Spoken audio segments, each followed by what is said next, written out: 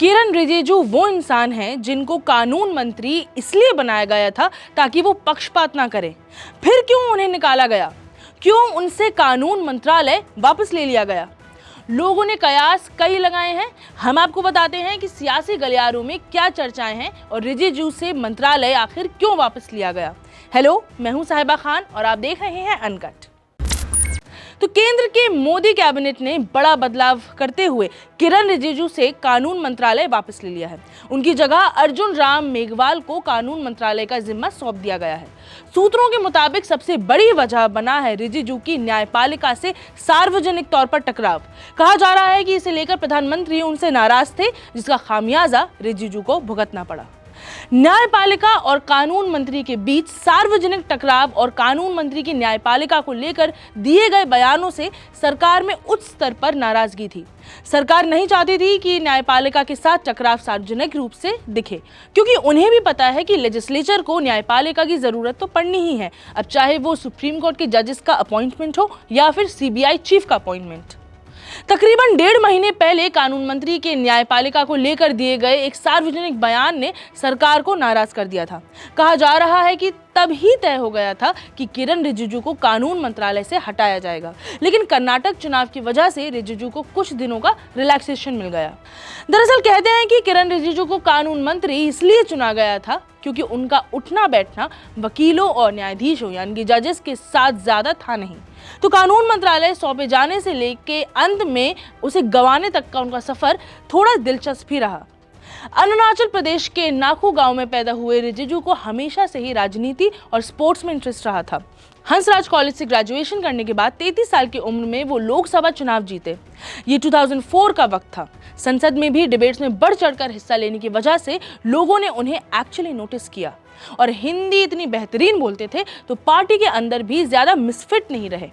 मगर रिजिजू रहे तो आउटसाइडर ही, और इसलिए उन्हें जब स्पोर्ट्स मंत्रालय से कानून मंत्रालय सौंपा गया तब कई लोगों को अचंभा हुआ कि भाई ऐसे कैसे, मगर आउटसाइडर वाला जो फैक्टर है वो काम कर गया। उन्हें कानून मंत्रालय सौंपा गया ताकि वो सरकार और न्यायपालिका के बीच पुल बने, ब्रिज बने, बगैर पक्षपात के, बगैर ये सोचे हुए कि इस जज को ये कह देंगे तो कैसा लगेगा उन्हें। रिजिजू के कानून मंत्री पद के पतन का सिलसिला कई महीनों से चला आ रहा है।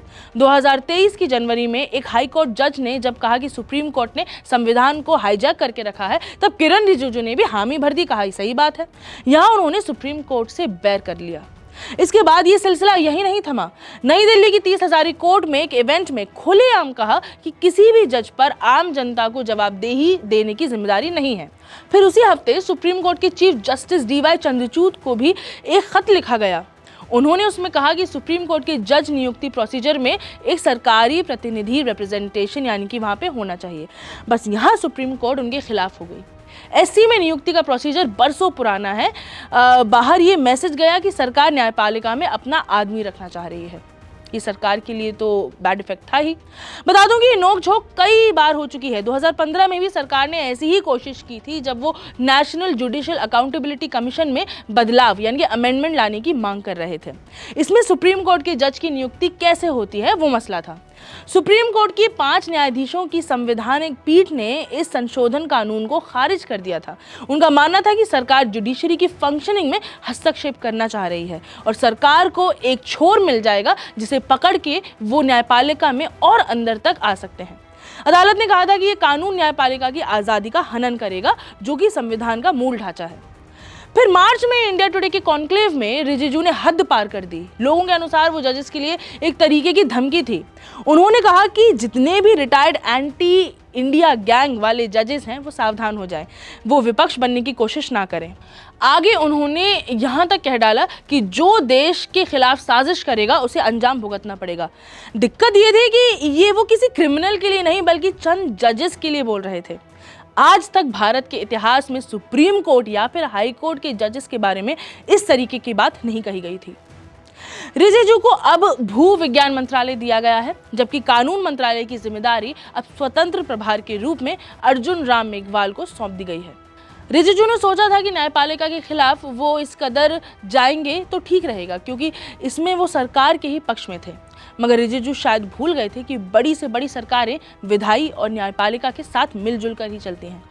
इस तरीके से सरेआम ये सब बातें कह देना ना तो किरण रिजिजू को शोभा देता था और न्यायपालिका को सरकार के खिलाफ और भी ज्यादा प्रोवोक करता था, सो अलग। खैर, देखना होगा कि रिजिजू अब अर्थ साइंसेज की मिनिस्ट्री में क्या नया करते हैं। फिलहाल इतना तो समझ आ गया है कि सरकार फालतू में न्यायपालिका से पंगे नहीं लेना चाहती है। अब चाहे वो खुद केंद्रीय कानून मंत्री ही क्यों ना हो, उन्हें भी इसका खामियाजा भुगतना पड़ेगा। फिलहाल मुझे दे इजाजत। मैं हूं साहिबा खान और आप देख रहे हैं अनकट।